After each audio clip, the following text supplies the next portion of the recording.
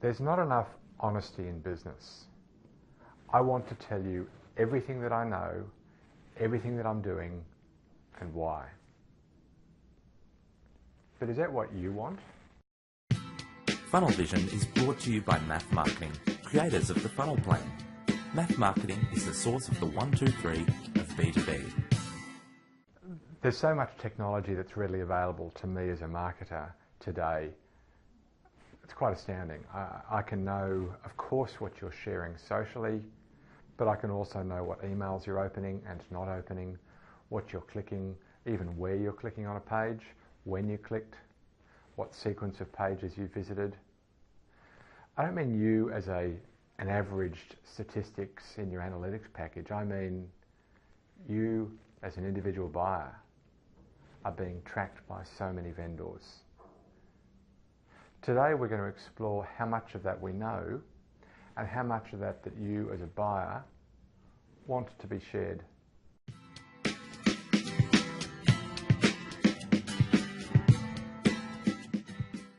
Let's start with remarketing. You know those really annoying ads that follow you around. You Google something, you visit a page as a result of that Googling, and then it seems like everywhere you go that company's advertising to you. And it's really annoying. The technology that allows that, of course, is cookies. Why do these vendors want to remarket to you? Well, I know from our own data that remarketing for us is about 8 times more cost effective than regular advertising. That is, the click-through rate is about, let me say that differently, the click-to-lead ratio, that is, of the people who click and then visit a page, the percentage of those who become a lead, and for us a lead is, yes, I would like to talk to you please, so it's not just a download, it's an overt action from the buyer, I want to talk to you. We get about twice the response rate from remarketing than we do from regular ads. And they cost us about 25% as much. So that's about 8 times more effective for us to use remarketing than regular ads. We may need to use regular ads to begin the journey, but once you've visited a certain page, we find remarketing to be very effective. Why is that effective? Well, clearly because a buyer who's shown interest in something is, well, interested. You know, by clicking on a certain page, you've evidently got an interest in that topic, and you're going to see ads anyway, so you might as well see ads that are relevant. One of the reasons that we use tracking software like that is frankly because buyers lie. Buyers lie in surveys. They hide their true motivation. They give meaningless responses because they know that showing too much interest in a survey response will generate a sales inquiry or a sales call. So buyers lie in surveys. Tracking software helps us understand a slightly better truth. And we track normal things like email opens, email clicks, page visits. And we track all of that because behaviour is less likely or less prone to lying than a straight survey response. Let me table 3 additional quick ideas. One is that time is of the essence. I'm going to talk on another blog about how important it is to respond quickly. Let's just take it as read for now that responding quickly is a good idea. And being personal is a good idea, and frankly being transparent is a good idea. So isn't the response, or isn't our conclusion really simple? Respond really quickly to actual action and be transparent about what you're responding to. And would I lie to you?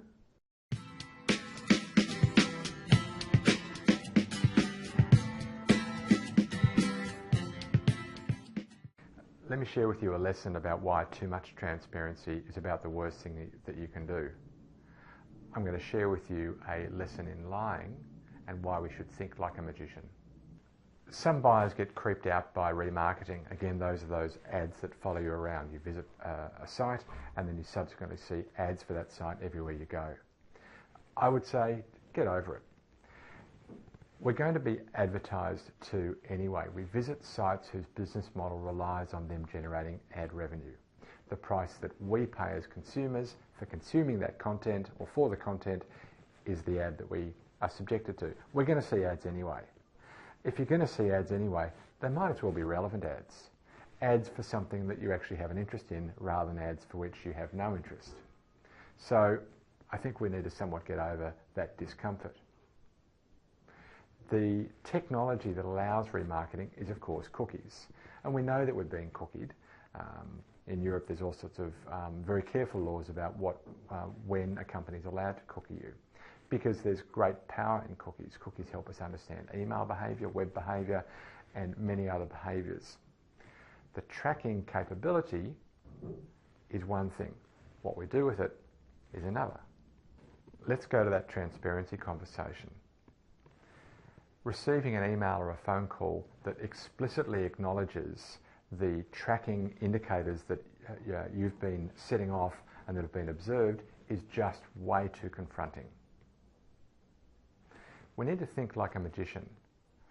When we go to a magician, we know that we're being deceived, we're being lied to. They're professional liars. And we pay more and we queue for longer to see the best liars. Now, I'm not suggesting that we should lie in marketing, but I am suggesting there's a lot that we can learn from magicians.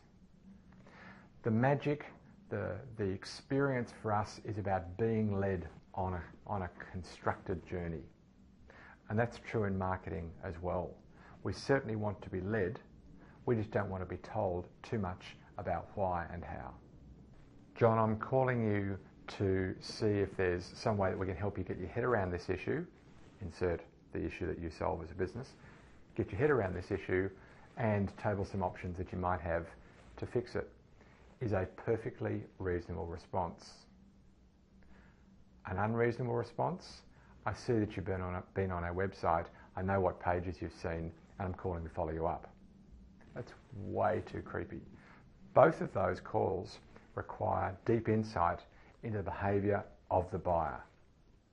One of them is overshare. So would I lie to you? I wouldn't. If you asked me why I was calling you, I'd tell you. But which truthful answer do you want?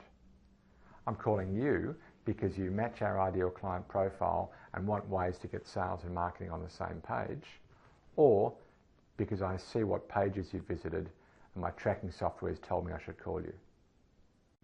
Here's this week's tool tip. It's Zapier, Z-A-P-I-E-R. Most good Salesforce automation or CRM softwares integrate with most good marketing automation platforms. But good's a broad term. We also use single-use applications like Unbounce or Wufoo for landing pages and the like. So we need many integrations to make all of this possible. If your applications already integrate, great, integrate. If they don't, there is another option, and it's Zapier. What Zapier does is they've invested the time to build integrations with many of the more popular SaaS applications so that they can provide that integration between one platform and another for you. What's that really mean in English? It means if somebody fills in your landing page, that data can find its way into your CRM or into an Evernote or whatever follow-up method you want to use. Check it out, Zapier.com. They've got free plans that give you 5 zaps, which is an integration recipe, if you like, and 100 tasks a month. That's for free. Plans go up from there. Check it out, Zapier.com.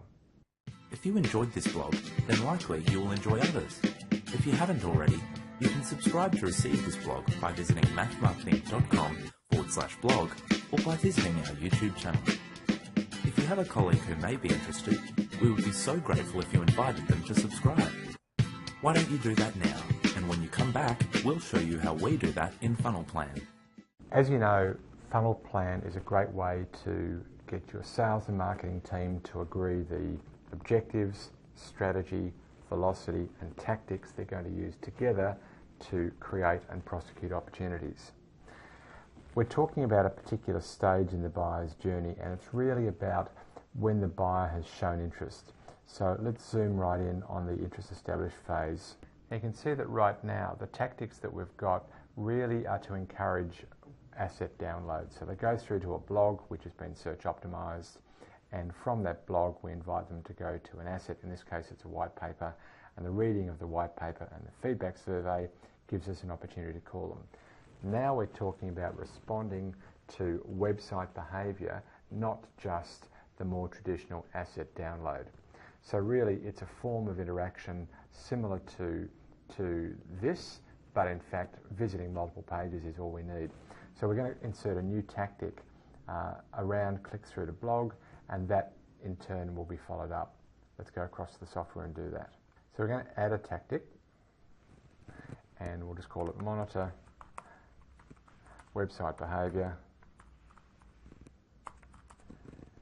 and respond if high value pages are visited. That's of course that interest established, and that's going to be an inbound tactic. I can tag these tactics anyway. I happen to be using inbound and outbound as simple tags here. So let's now go to the reorder tactic, because I want to get that tactic into the right sequence in my plan. And that website behaviour really is going to sit somewhere between the inbound behaviour and clicking through to a blog. I'm then going to connect it from monitoring to the follow-up call. So let's save that change in the order. I'll go through into the connections for the tactics. We're going to add a connection. We're going to go from monitor, and we want to go through to follow-up call. Let's save that as a new connection. Let's produce our PDF. If we zoom in, we've got this new tactic, monitor website behaviour, and follow that up within 5 minutes. Fairly simple changes to the funnel plan, but based on the blog that we've just done, pretty key. Hope that helps. In next week's show, we're going to take a look at cold calling. Until then, may your funnel be full and always flowing.